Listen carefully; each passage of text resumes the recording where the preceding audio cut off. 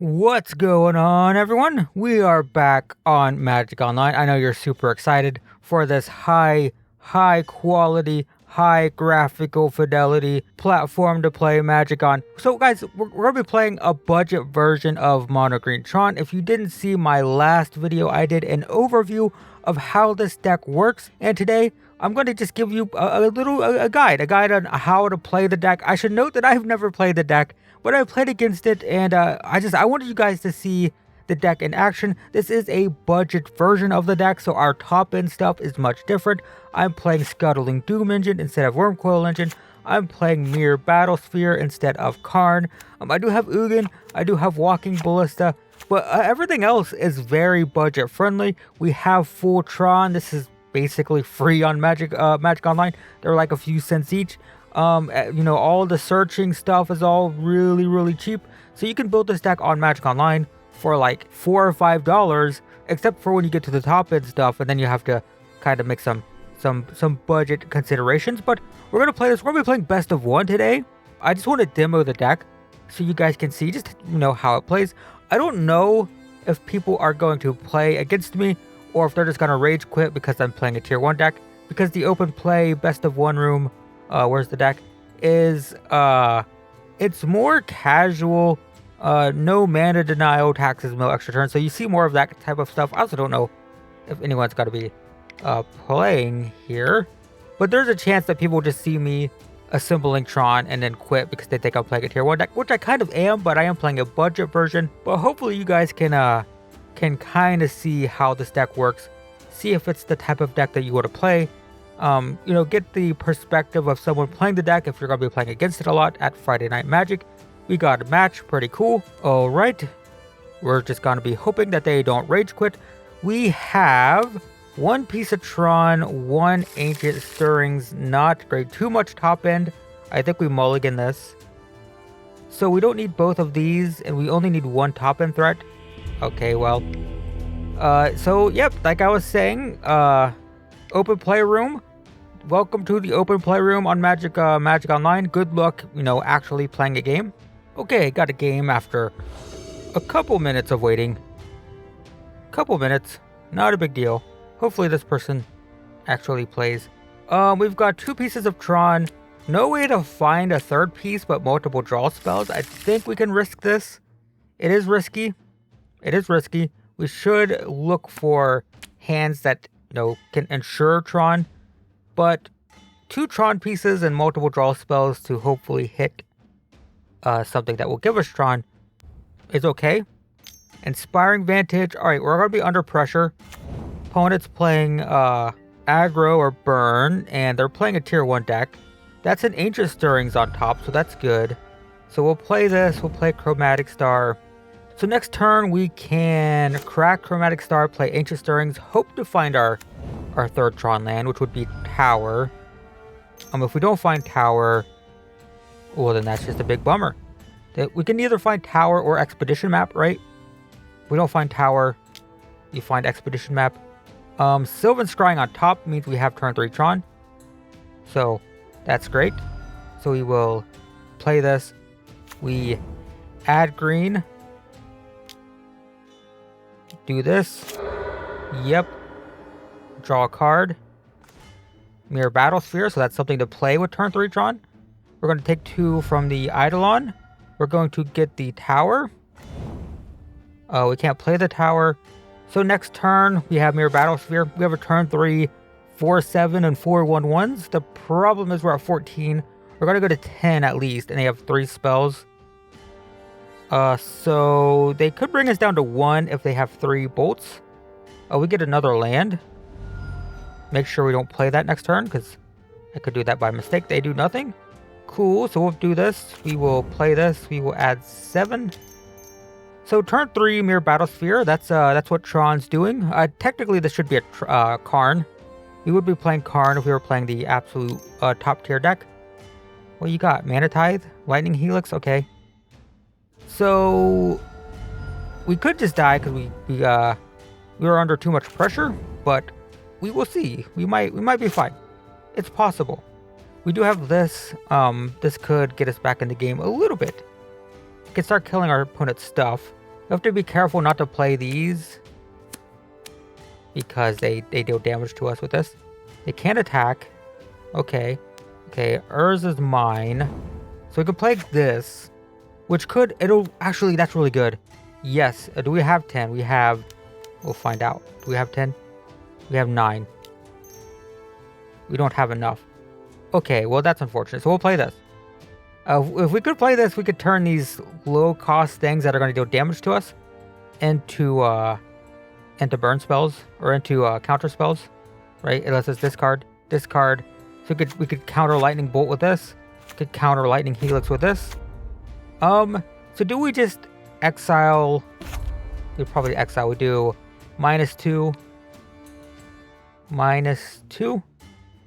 That wipes our opponent's board. We're at 7, so it's a little scary. We will play this now that we can without taking damage. So do we attack all out? It's kind of scary because they could have goblin guides. But maybe we leave one back. Or not one back. We do this. Okay. We tap 3. We'll leave 1 untapped just in case there's a goblin guide or a monastery swift spear. So they go to 9. And they should be dead next turn. Oh, we can bring them down to 6 with this. And then Skull Crack. Yes. So I think we win. No, they could have 2 bolts here. We might lose. This is why Wormcoil Engine would be good, right? Because lifelink. Even though we would have only dealt 6, gaining 6 from a Wormcoil Engine there. This is replacing Karn because it's a 7-drop. It is it's the Scuttling Doom Engine that's replacing Wormcoil Engine. So technically we would have had Karn here, not Wormcoil Engine. But Wormcoil Engine is really good in this matchup. So in my dead, they have 3 cards. And they concede, so they must have had creatures or something. I don't know. I don't know what they had. But that's how Tron works. Okay, so there we go. That would have been Wormcoil Engine if we were playing the tier 1 deck. Let's I don't want to. This person is janky, playing janky decks. I'm not gonna join their game because they probably don't want to play against tier 1. We're not technically playing tier 1. We're playing a budgetized, kind of janky version of a tier 1 deck. But hopefully that gives you an idea of how this deck works, right? Like, we're just searching for Tron, and then once we have Tron, we play massive things. We're very, very vulnerable in the first 3 turns. We just have nothing going on, right?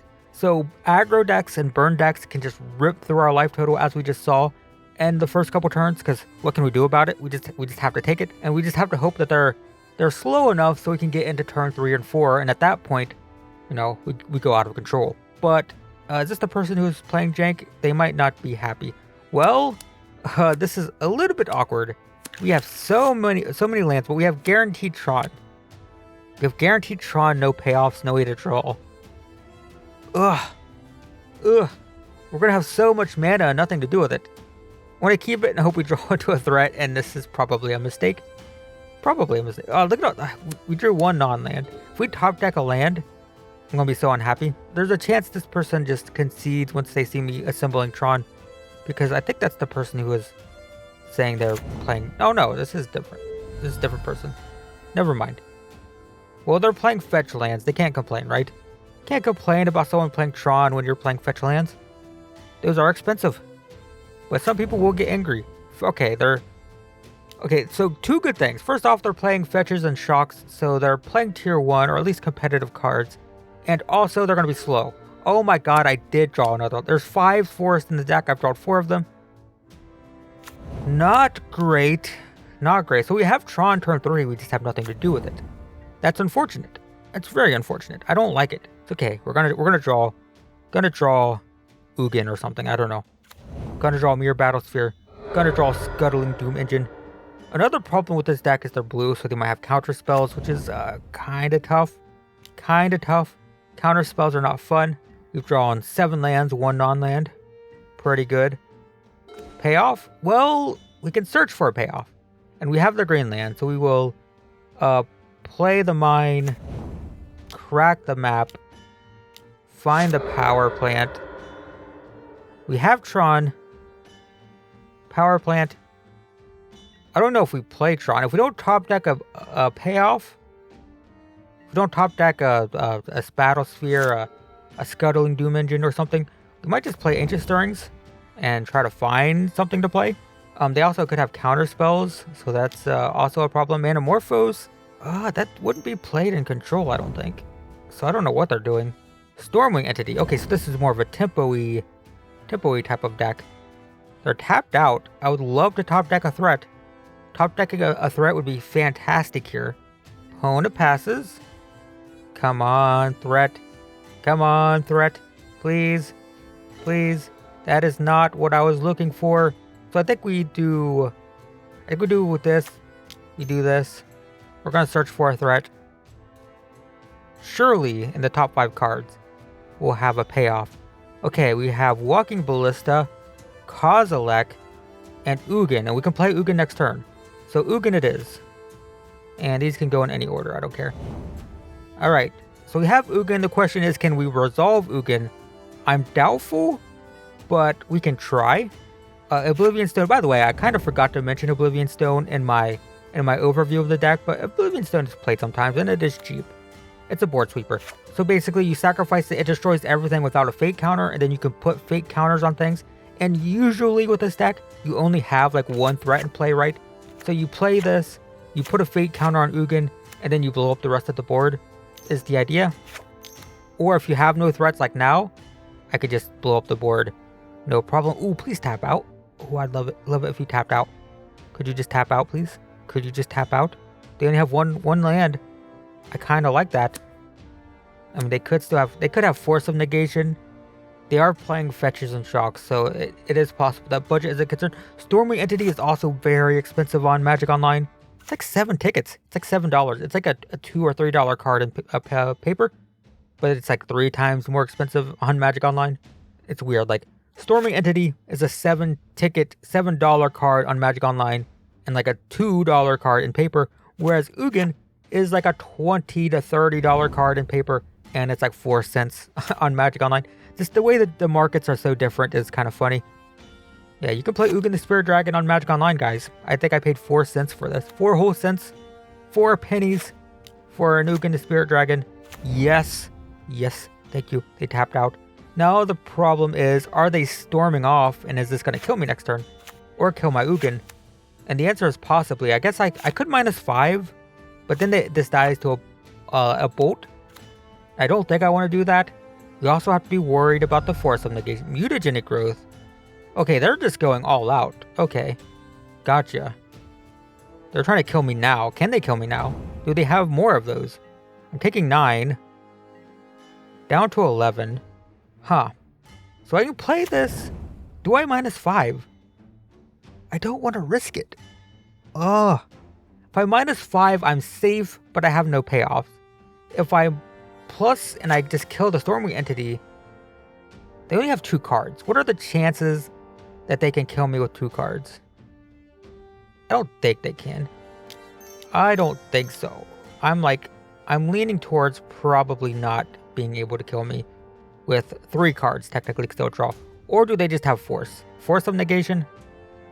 Is it just a Force of Negation? Force of Negation might just kill me. They don't. Alright, I think I'm gonna chance it. Oh, what if they have another Mutagen Growth? Or just a free spell? Ah, God, I just gotta do this. Please. Nice. Okay, that's cool. So this is 9 loyalty. I don't think it's gonna die. I only have 11 life, so if they have like... I think if they had Mutagenic Growth, they would have... Okay, that's fine. So, if they have like 2 lightning bolts, they can bring me down to 5, and then attack me for 6. So I die to 2 lightning bolts if they have 2 cards in hand. Okay, 2 lands. There's 1 lightning bolt, and it's at my face, which is, yeah, that's unfortunate. So I go to 8. They have 4 powers. They can bring me down to 4. Do they have another burn spell? Is it 2 lightning bolts? Lava Dart is even worse. Alright, so I lose. So I go to 7. They sacrifice a mountain. Bring me down to 6 and attack me for 8. Rip, rip, rip. GG's. So we got turn 3 Ugin and we lost. Or we got turn 4 Ugin and we lost. We'll do one more really quick game. Hopefully this just gives you an idea of how the deck works, by the way. That's the real goal here, because we're not playing the actual complete deck. No lands. The exact opposite of last game. We will mulligan. Let's see. We've got a Tron piece. We've got filtering. Oh, we've got 2 Tron. Oh, we got 1 Tron piece. That's like exactly what we don't want. No payoffs again, but we do have. I think this is fine. It's not great, but it's fine. Prismatic Prism is really bad in this deck, but it's a budget version of Mox Tantalite, which is it's nowhere near as good as Mox Tantalite, but this is our Mox Tantalite, and it's not quite the same thing. I have to put a card on bottom. I think it's one of these. Yep. And then we'll do bam, bam. Alright, so we don't have Tron like anywhere near. We're not even close. Not even close to Tron, but you know, we're gonna be fine probably. Sylvan Scrying does get us closer. So I want to do this first because how do I do? Let's do green. Draw a card. Do I hit a Tron piece? I do not. So we want a Tron piece here. I do not get a Tron piece there. So do we just take a payoff and hope, or do we take a land? I think we just take a payoff and hope for better stuff in the future. All right, so we'll play this. No chance of turn 3 Tron here, but we could still top deck it. If we top deck a Tron piece, we play it, get the 3rd one. Underworld Cookbook, so opponents playing a competitive deck. There's more competitive decks in the open playroom than I thought. They're also playing artifact lands. That's interesting. Another payoff. Let's draw before I do anything. Oblivion Stone. Well, geez, man. All right, this is just unfortunate. This can happen. Can happen. If I had just got 1 Tron piece off of Ancient Stirrings, you would have been fine. But I did not. Fortunately, the opponent isn't pressuring us. Okay, that's a little bit scary, but not threatening now. Come on, give me Tron. Just any Tron piece. Any Tron piece. That's a Tron piece. All right, so we play that. We play Sylvan Scrying. Get the tower. So we officially have Tron. Not this turn. Next turn. So we will pass. Next turn we can play, any of these, which is pretty good. Might play Scuttling Doom Engine. I don't know if they're playing removal. We'll see if they play the Asmore thing, because that will make me want to play this, because they won't be able to kill it without the Asmore dying. But I don't really know what they're doing. I mean, I know I see they're doing this, right? Yes, Academy Manufacturer. Makes sense, makes sense. Get a food token, and they get everything. I kind of just want to go Myr Battlesphere then, I think. Oh my god. Well, we have all of them. So we just do this. Get that in play. Get some tokens. Pass the turn. Oh wait, I could have played this. Whoops. Yeah, I could have played that. I forgot I had 3. I have 3 mana. Could have played that. I did not. That was a mistake. So we can play multiple Myr Battlespheres and just tap all of our stuff and do tons of damage. This thing's going to be huge. It'll be a 12-7, and we'll do 8 damage to their face. So they'll go to 12, and then we'll be attacking for 12. So they'll have to block if we play another one of these. These are pretty good in multiples, and we've drawn quite a bit of them. Yep, they create a food token, and they get double everything. Board sweeper? Don't do that. Tapping for 6. Rise and shine. That's unfortunate. We do have a board sweeper. Can we need 5, 6, 7, 8. We have 3, 4, 5, 6. So if I'd played that last turn, we could wipe the board, right? Did I? 9, 10. I need. Oh, I have more lands than I thought. Like 3, 4, 5, 6, 7, 8, 9. Oh, never mind. I'm just an idiot. So we attack all out, right? And then we blow up the board. We do 4. We tap all of our stuff. So they're going to deal 4 to them. They go to 16. They're taking 8. Yep. They do have treasures, so they could have counter spells. They only have one card in hand. So we do 3. Get this in play. And then we do 5. Sure. Okay. That does leave them with the lands. I forgot about that. Whoops. Right, it doesn't destroy lands. So we take 12, go to 8. We get 3 chump blockers next turn, or 4 chump blockers. Sure. Urza's tower is good. So we can play... We can just play 2 of these. But it's too risky. I think we do 3, 6, 7. And now we have 2, 4, 5, 6. So we can play this as well. So we do that. Alright. So we have blockers. Look how much power. Like, this deck is so dumb. It's like, we're just playing all this massive stuff. But we can block stuff now. Not concerned. Really? Really? They're not indestructible or anything, right? So just do this and this. And I'm just going to block 1. Just in case they're going to do some pump. No, it's weird. Oh, they are indestructible. They're indestructible. Yeah, they're just naturally indestructible. Right. Ooh. Now that's exciting. I think we do this again though. I think we do just same thing as last turn. Do this. Yep. And do this. Literally exactly what we did last turn. And then we will attack like so. We just tap all the things. That brings them down to 9 and kills them? Potentially? Okay. Well, there we go, guys. That's Tron. Well, Tron's pretty weird.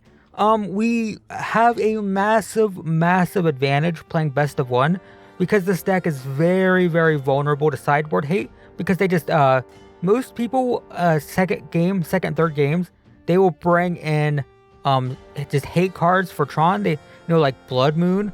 I don't have a Blood Moon. I was gonna type in. I can do Blood Moon and then go to I own 0 of them, but Blood Moon it turns all your Tron lands into mountains, so it turns your deck off. Another common answer to Tron is like a Fulminator Mage. It's not as popular as it used to be, but it just destroys your Tron pieces. Also, Spreading Seas, not Spreading She's. Ironically, I always say my S's as SH's, and then I actually typed it that way. It's very good for me. It turns your Tron lands into islands, and also it draws a card, so it's not like a wasted slot in their deck. They turn off a Tron land and also just get another card anyway. So Tron is very vulnerable to sideboard hate, but if you're playing casually, I don't know. Well, this deck would be a little bit more expensive in paper because of Ugin and Walking Ballista. But you could build like all of this, right? All of this up here, all of these cards, all of these cards, basically bulk. I bet you could buy all of this in paper for like $20, $20 or $30. And then the top end stuff, these, what are they? They're like $1 each in paper. These also, I think they're a couple dollars each in paper, maybe, unless Commander makes this card expensive.